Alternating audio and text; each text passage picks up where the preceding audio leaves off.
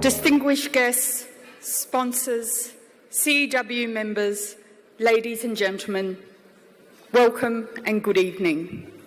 As the 16th President of Chief Executive Women, I am honoured to welcome you to our annual dinner. Tonight we celebrate the extraordinary leadership of women, and we also recognise the opportunity for our nation in having more women play a greater role in the leadership of our organisations, our communities and our society. Thank you.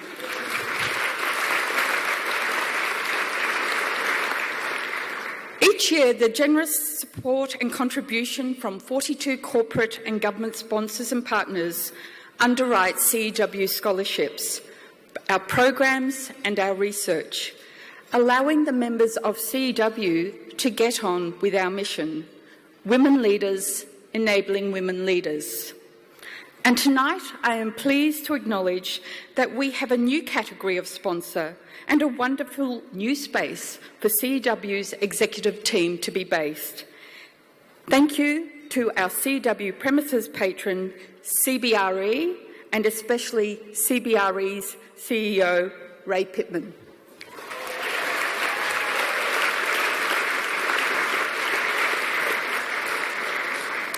We are grateful to all our sponsors for your ongoing financial support, and we deeply appreciate your commitment to greater gender equality in Australia. CEW now has 430 members, and our growth reflects the increasing opportunities for women in senior leadership roles in Australia. This level of membership and the generous support of sponsors means that we have an increasing ability to have greater impact with the support of our outstanding Secretariat, so ably led by our CEO, Heather McElwain. Thank you, Heather. And I'd like to thank our whole team, because you can imagine how hard they've worked leading up to tonight, and they're working even harder tonight. Thank you to them as well.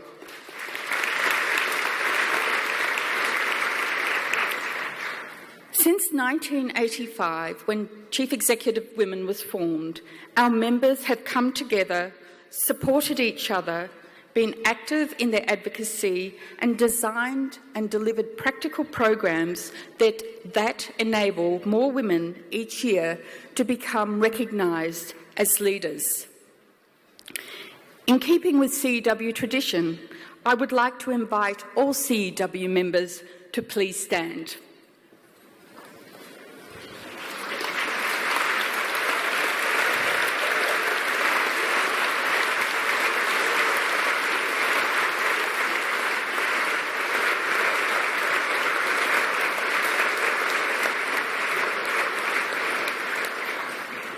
I do hope that it is palpable, the level of support and encouragement that CEW members provide each other. Having started my career as an engineer and having worked in very male-dominated industries, I cannot tell you what a joy it has been to have the opportunity to work with these great women. They are talented, wise and generous, and focused on making a difference and creating a better and more equitable society. Equity, and with it diversity, has always been at the heart of CEW's purpose. Our 430 members bring with them a wide range of experience, expertise, history and background, and we believe one of the great strengths of CEW is that diversity. As we sit here tonight, we are all aware of a debate going on about marriage equality in Australia. We also know that this debate is causing a great deal of division in the community, even within families, and is certainly causing distress to many people, including those who have not only felt, but who have been treated like outsiders for much of their lives. Understandably, emotions are running very high. As CW members know, I am personally strongly committed to marriage equality. I have no doubt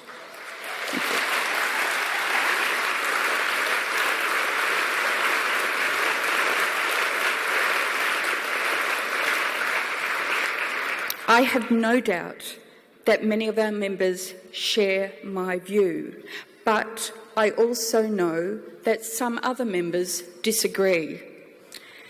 In the face of the social and political turmoil around the world in the last year or so, I believe more than ever in the need for us to listen to each other respectfully and to acknowledge diversity of opinion, even and maybe especially if we disagree.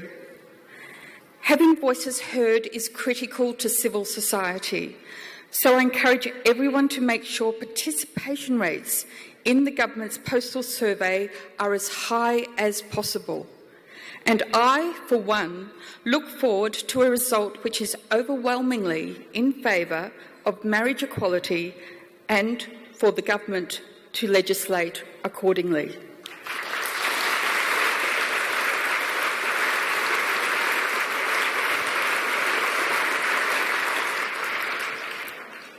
Enabling change is core to CEW's activities, with the goal of increasing the number of women in leadership roles. This year, we have been very focused on highlighting the low number of women in senior executive roles, the roles that are most influential in organisations, and looking at what can be done to change this situation. In May of this year, CEW, along with the AICD, the Australian Institute of Company Directors, launched a program to ensure the alignment of the CEO and leadership team with the chairman and board on achieving gender balance in the executive leadership team. This partnership between CEW and the AICD, through their chairman, Elizabeth Proust, has led to the groundbreaking Boards for Balance program and a facilitated conversation called the Chairman's Conversation. Our advisory team, led by Rebecca McGrath and generously supported by BCG, worked in lockstep with chairs and CEOs of major listed companies to test, prove and articulate the important role that boards can and do play in supporting their CEOs and their executive teams to improve gender balance in the organisation. We are deeply grateful to those involved, some of whom are in the room tonight, and in particular we wish to recognise the senior men who are willing to be both guinea pigs and champions for the program, and to continue to be powerful advocates for gender balance. Thank you.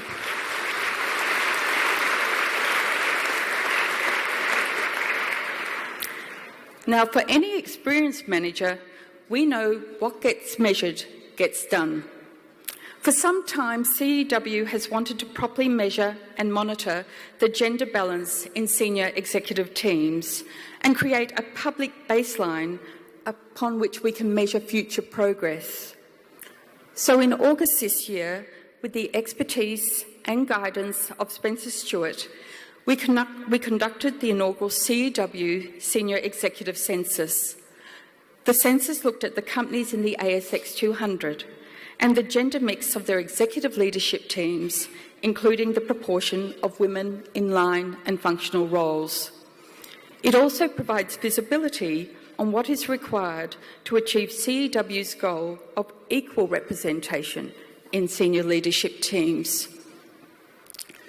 Since 2008, when a census was last done by WEGIA, there has been real progress.